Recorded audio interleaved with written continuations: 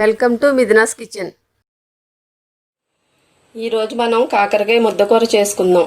అది ఎలా చేయాలో ఇప్పుడు నేను మీకు చేసి చూపిస్తాను.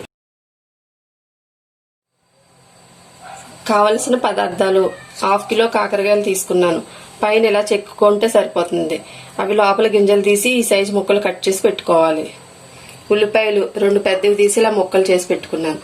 టీ స్పూన్ జీలకర్ర, 10 ఎల్లుల్లిపాయలు, కొద్దిగా పసుపు, 2 టేబుల్ స్పూన్ల కారం, రుచికి తగినంత సాల్ట్, కొద్దిగా పంచదార, చాలా తక్కువ చింతపండు అలా నీళ్ళలో నానబెట్టి పెట్టుకోవాలి. పోపుకి సరిపడా ఆయిల్. ఇప్పుడు స్టవ్ వెలిగించి ప్యాన్ పెట్టుకుని కొద్దిగా ఆయిల్ వేసుకోవాలి. ఇందులో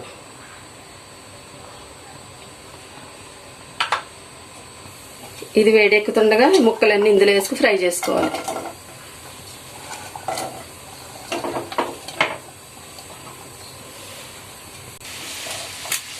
ఇవి ఇలా బాగా ఎర్రగా అయ్యే వరకు వేపుకోవాలి. మీడియం మీద పెట్టి వేపుకోవాలి. కాకరకాయ ముక్కలు వేగేలోపు మనం మిక్సీ పట్టుకుందాం. ఉల్లిపాయ, ఇందులో వెల్లుల్లిపాయలు, జీలకర్ర,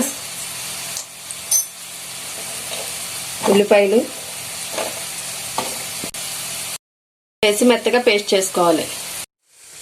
ఇంకా బాగా ఎరుపు రంగు వచ్చే వరకు వేగాలి.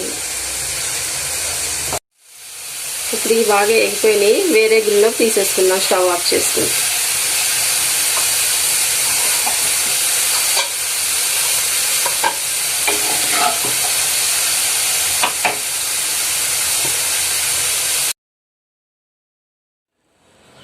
ఫ్రై అయిన ఇలా ఓ బౌల్లో తీసేసుకున్నాను.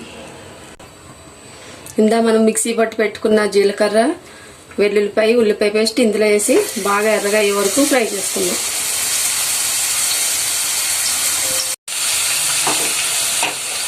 అవి తీగా మిగిలిన ఆయిల్లో వేసుకుంటే సరిపోతుంది. వేరే ఆయిల్ అయిన అవసరం లేదు. ఎర్రగా అయ్యే వరకు వేపుకుంటూ ఉండాలి. ఇలా ఉల్లిపాయ ఇప్పుడు బాగా ఎర్రగా వేగింది. ఇందులో పసుపు, ఉప్పు, కారం అన్నీ వేసుకున్నాం.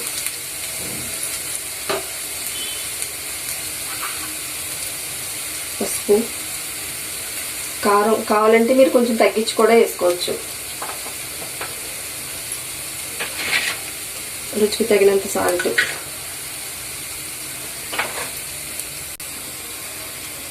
ఇప్పుడు దీన్ని ఒకసారి ఇలా బాగా కలుపుకోవాలి.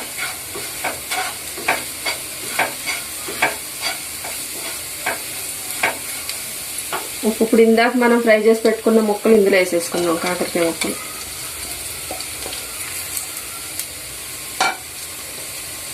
చింతపండు పులుసు పోసుకోవాలి. ఇప్పుడు కొంచెం ఇలా పలుసుగా తీసి పోసుకోవాలి. చాలా కొంచెం వేసుకుంటే చాలా, ఎక్కువైతే మళ్ళీ పుల్లగా అయిపోతుంది. ఇందులో నేను పంచదార వేస్తున్నాను. కావాలంటే మీరు వేసుకోవచ్చు, లేకపోతే లేదు. పంచదార వేస్తేనే బాగుంటుంది కొంచెం టేస్ట్. దీన్ని ఒకసారి బాగా కలుపుకుందాం.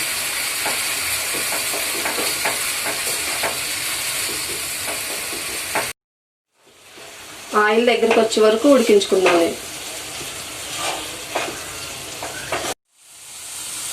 ఒకసారి సాల్ట్ సరిపోతుందో లేదో చెక్ చేసుకోండి.